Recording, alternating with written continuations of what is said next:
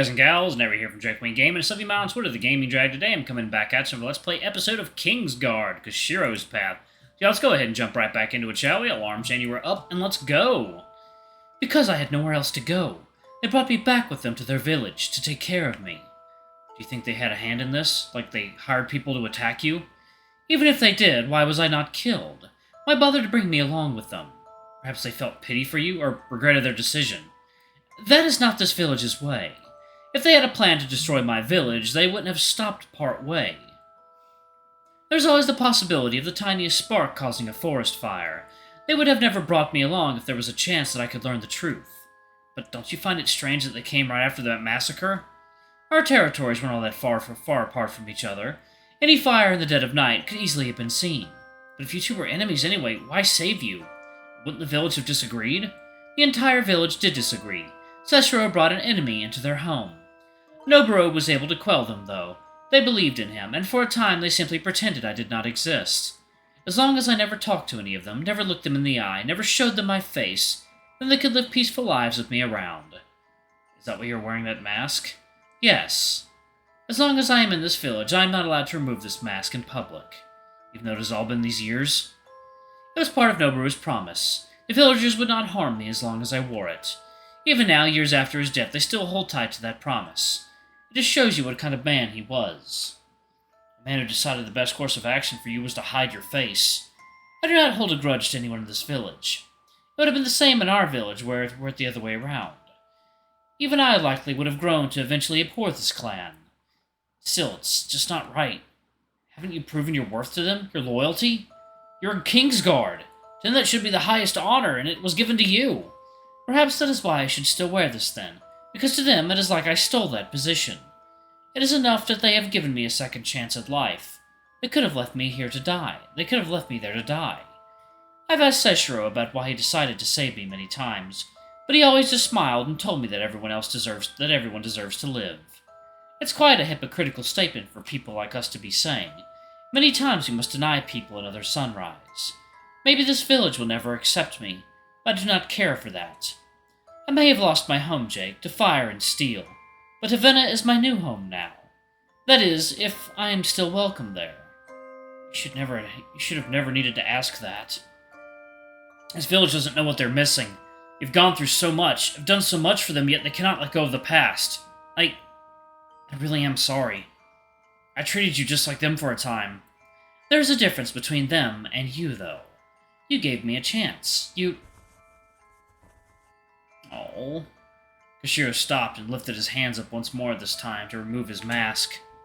Second, y'all. Water time. Hi, guys and gals, and we are back. Let's go ahead and jump back into it, shall we? Okay. You were the first person to remind me that I could smile again. That I could be happy again.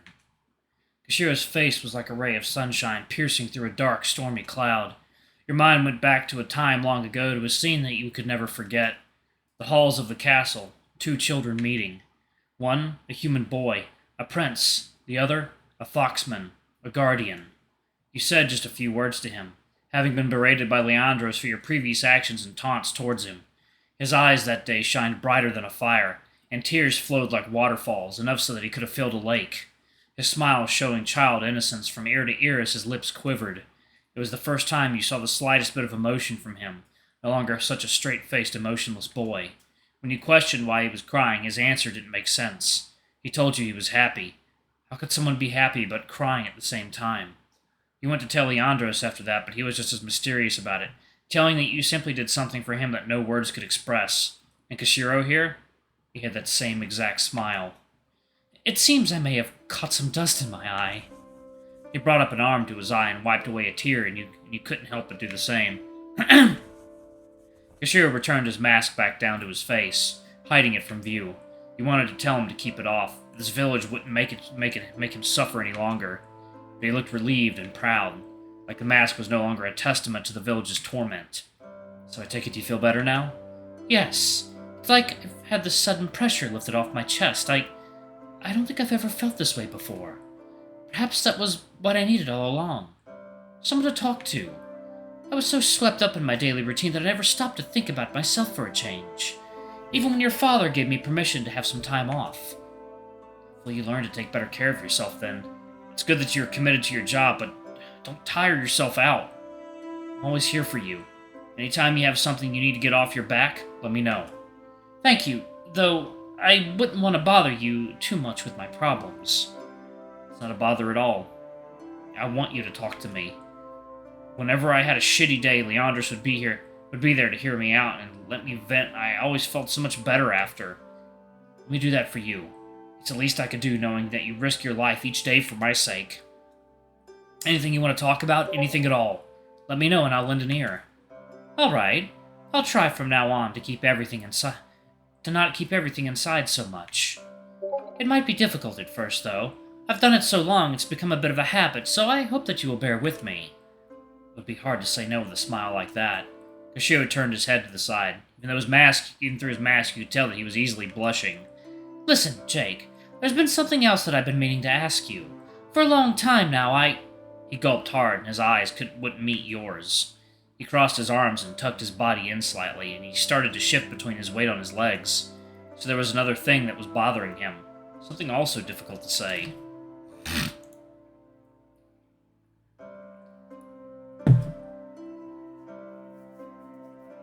Ask away. Well, would you like to get something to drink? Something to drink? Like water? I was thinking something more along the lines of a liquor. Oh, sure. Is that all you wanted to say, though? Yeah. He was lying, but you didn't need to push for more information. You got the feeling that he'd be willing to tell you when he felt the time was right. Perhaps with help from a little booze, he might even be willing to loosen up a bit and speak his mind. There were some things you still wanted to ask him as well, things that were best left said while drunk. About what you really thought of him. Alright, if you say so. Your stomach rumbled something fierce and you gripped it hard. The last time you had something to eat was aboard the ship, and even then, during the night of the attack, you couldn't keep anything down because of the storm. All you could say for sure was that between that time and the time of arriving in the village, your stomach was likely eating itself.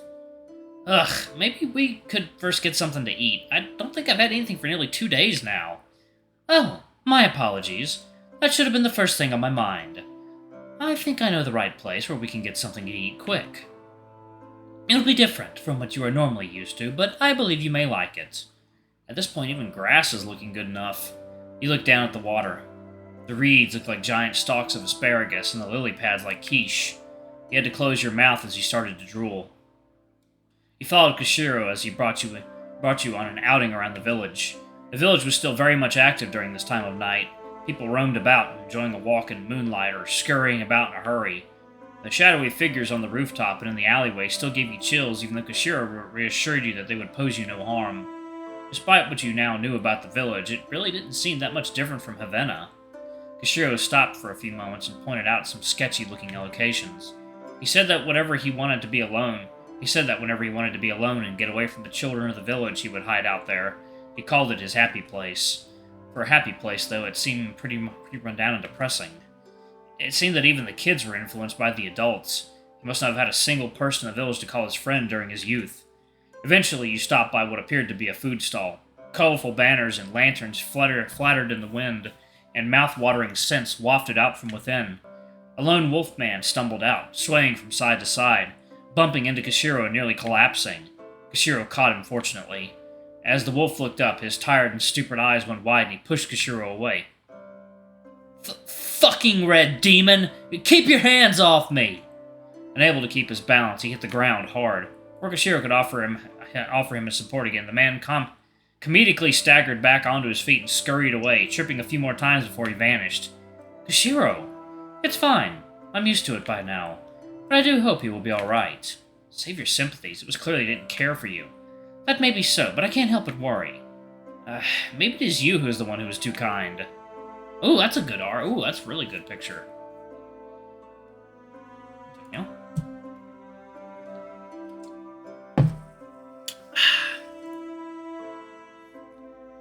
Koshiro moved on first towards the stall, ducking under a fabric curtain that dropped down a few feet from the awning. As you entered, you were greeted by a blast of warm steam to your face and a variety of salty, sweet, and tangy smells. Your mouth filled once more with saliva and you wiped the side of your face. You took a seat next to Koshiro and stared at the wolf beast man behind the counter. He looked quite old, with a slightly hunched back, long whiskers, and a grumpy face. His white apron was relatively clean, save for a few greasy stains. He wiped his hands on a towel and turned around. "What can I get for..." He stopped mid-sentence once he managed to get a good look at the human now sitting down at his stand. Like the others, his jaw went a bit slack and his eyebrows rose in surprise. He wondered if he was going to have a heart attack. But as he glanced over at Koshiro, his face became hard, his brow furrowed and his eyes sharp. You thought you heard him mumble to himself, something about a gaijin in his shop, but he remained tight-lipped. Koshiro picked out both of your meals, seeing as you couldn't really think of what to get, and the chef grunted and asked for payment up front. While you couldn't tell what the price was, seeing as there wasn't any listed anywhere, you could tell Koshiro must have paid a premium. It was clear that he was another one of the villagers who shared in a collective and unfounded hate for Koshiro. The fox just ignored it and placed his money on the counter, to which the old wolf swiped it in one hand and counted. Your eyes narrowed and you balled your fist tightly on the counter. You were close to getting up and saying something before Koshiro placed a paw down in your hands, catching you off guard. You turned away from the chef and stared deep into the Vulpine's eyes. Even through his mask, you could sense a smile. For him to have such fortitude to endure all this contemptible behavior made him look like a saint. But now you would have reached over the counter and gave that man hell. You settled down. If Koshiro could keep his cool after all that had happened, so could you. You just hoped that you could remain this way even after he left. The chef turned back around and placed down a small white bottle in front of you along with 2 cups. What's this? Sake. I asked if you wanted to get a drink. Well, this is it. It's a little smaller than I thought it would be. Bro, do not discount sake. That shit will fuck you up. You're so used to either bottles of wine or pints of beer that the dinky little container looked quite underwhelming. It's the choice drink in the village, so I hope that you will enjoy it. Alright, well, I won't say no to a drink. I'll give it a try. I like it both cold, room temp, and hot. You went to lift the bottle to your lips, but Koshiro quickly stopped you. You may not want to do that. You stared at him with raised eyebrows. Koshiro took the bottle from your hands, handed you your cup, and poured it in for you. This tends to be stronger than most drinks, so just guzzling it may not be a great idea. All these years, and you don't think I can handle my alcohol? It almost looked like milk, albeit much more watery. You took a sip. You found it strange that it was warm, but it wasn't a bad thing. The drink was smoother than your typical wine, but still had plenty of kick. Actually, even more than you were expecting. Alright, y'all, I'm going to go ahead and pause it right there. Thank y'all so much for watching. Don't forget to like, comment, subscribe, ring that notification bell, and check out our Patreon, YouTube memberships if you can. It always helps. Anyway, I love you all, and I'll see y'all in the next video. Bye-bye!